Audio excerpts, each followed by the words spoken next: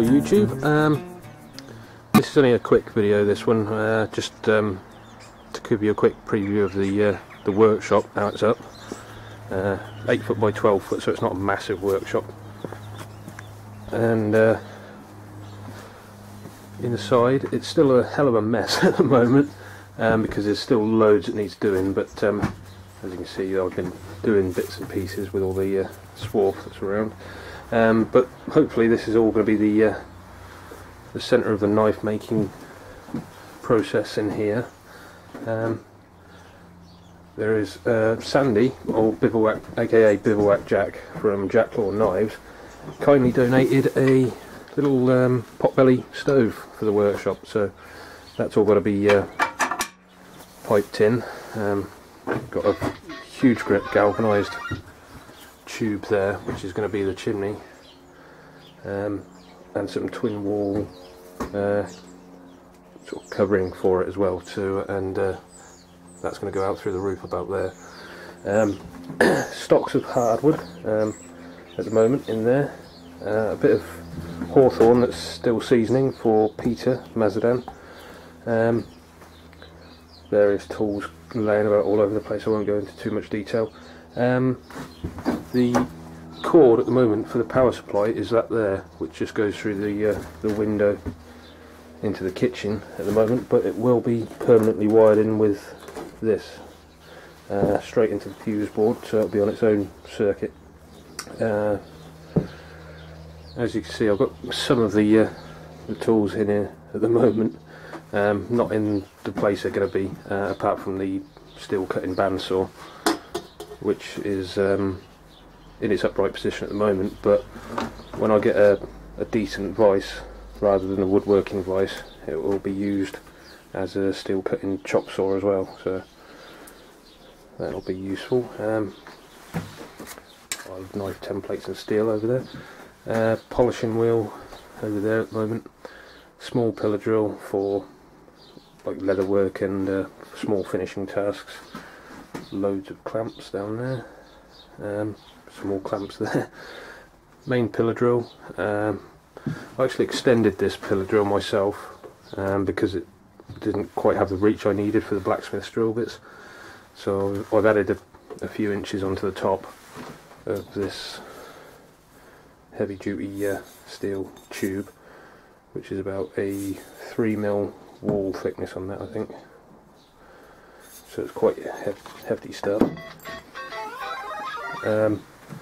There's another, I've made one belt grinder, but I've got a motor here. It's only a 1/2 horsepower motor, this one, but that will be driving another belt grinder at some point. There's pins and whatnot for mosaic pins there. The rack, which comes in handy for holding stuff generally, and this is the belt grinder I've recently made. It's only a 3/4 horsepower motor in it, but it's beefy enough for what I want. I haven't got the tension on the belt at the moment, but I shall put this down there for now.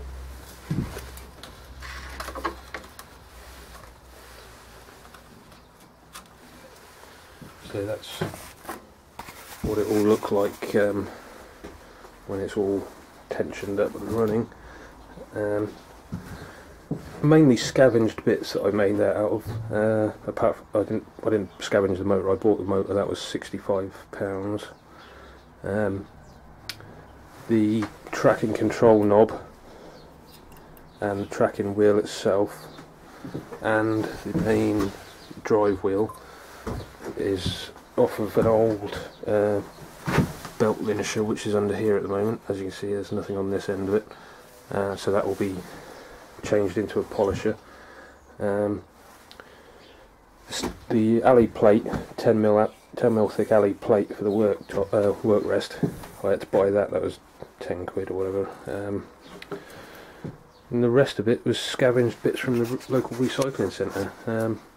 Steel plate for this, so I cut that out of. Some old I-beams there, which I got given by a local welding company, fabrication company. These two hand wheels, or thumb screws, whatever you want to call them, and these two on this side are from an old exercise bike. Basically, what they obviously just lock this workbench, the work rest, in place. So if we loosen those off, this can be taken out altogether if need be, or adjusted up to wherever it needs to be on that way. Tighten that up again. So they'll probably get away with just one thumb screw on that side, but I decided to have two. These on this side, if I loosen these off, there's some rods that they clamp on the platen, so I can finely tune the platen so that it's square and parallel to the belt, or I can slide the whole lot in and have a slack belt area at the front as well as on the top, which should come in handy. This locking lever here, which loosens the tension on the tool arm, that came off an old DeWalt miter saw. This is off of this part. These parts and that part round the back there are off of the exercise bike. These are actually table legs off of various things. And it's got I'll take the tension off of that. I put a sacrificial platen on underneath there, which is hardened steel, so that if that does wear, like to a scallop shape, whatever, convex or concave rather, then I can just replace that and go back to a nice flat grind again. I would start it up for you, but there's no power in the shed at the moment because the lead's hanging up there. It's not, well, it's noisy, but it's not any more noisy than the normal KMG grinders. So, as I said, it's really a mess in here at the moment. So there's tools everywhere, chop saws and extractors and all sorts of tools just lodged around everywhere, and grinders hanging on the steel bars. Oh yeah, 10mm reinforcing bar as well to stop anyone getting through there. Lined it all with ply as well, shuttering ply, to make it a bit more insulated sound wise and thermal wise. And it's got two heavy duty high security Haspin staples on, with a couple of different styles of warehouse locks. And also I've added extra T-hinges down the side, the silver ones, because it only had the black ones on, and they're all attached with anti-vandal screws, so you can't unscrew them. So it should be nice and secure in here. That's probably about it. So this will be the leather working station over this side, or that half from the wall up there, and this side will be probably handle finishing, file work, that sort of stuff, and all this side is all the rough grinding, shaping, beveling and whatnot. And then apart from the main beveling will be done on this. The old toaster oven for tempering the steel there, that will be put up that end. Some lights that are also scavenged off a display rack. These are dichroic lamps, and some adjustable spots on this side hanging from the ceiling as well, so even when it's a bit dark outside I can get on with stuff. Currently in the process of making a replacement for the adjustable grinding jig. It works fine, it's just I wanted a nice aluminium one to use on the new grinder, and I've got a piece of the aluminium plate left over, and if I can pick it up, that's the 10mm thick alley plate that I used for the work rest, or the offcut off of it. so that will be getting utilised. A few more bits on order as well still for that. And the stall for working at the grinder, which is bodged at the moment, to raise it up to the right height. But yeah, should help speed the knife making process up once I'm in there. The other thing I was going to say while I was on here, see if I can find somewhere to put this.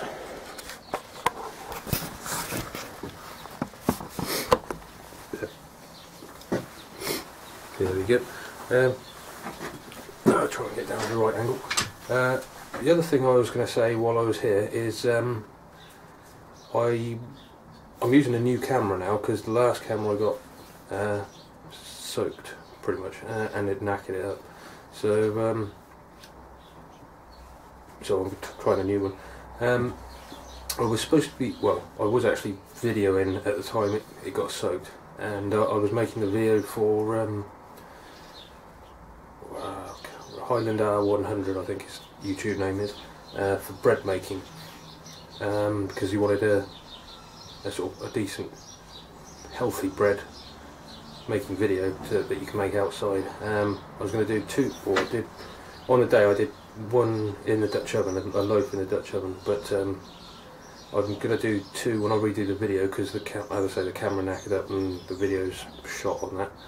So I'm going to make another video, and it's going to have the Dutch oven loaf in, and I'm going to put some bannock bread making on there as well. So if you haven't got a Dutch oven, you can still make something to some sort of healthy bread to eat while you're out. I'm not sure when I'll get a chance to go out and do that, because mostly because of the finishing the workshop up and trying to finish bits of it off, but also I've got to wait for the chap where I got the permission to have fire, or open fires and things like that, is away at the moment, so I've got to wait for him to get back before I can ask his permission again to get up his site. Or the next time I'm out and about is over Christmas, so I'll be down Devon in Christmas, so I could do the bread making video there, hopefully. So it'll get done. I'm not trying to avoid it. It's just it's a bit of a pain at the moment with cameras breaking down and everything else that's going on. Just trying to think what else there is.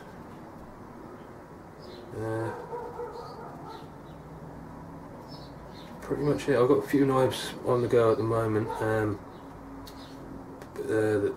that need doing by mid-January, because the workshop's set things back quite a bit, so everyone's sort of been there's been a month off of the actual knives, doing anything with those. But I've got a few knives to be doing for January. I've got one from that was sent to me from the chap in Canada, Canadian Mike, he's SDKR Knives. He's on YouTube, and he sent me one of his Scout blanks to put a bevel on, or put a grind on, or whatever, do some foil work, harden it, temper it, and handle it up, and that's going to be a giveaway on the Natural Bushcraft forums. So hopefully that will get done sometime early in the new year.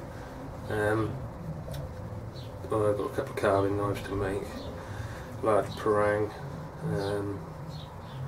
and a couple of the standard ones as well, so not overly busy with the knives at the moment, but got enough to be going on.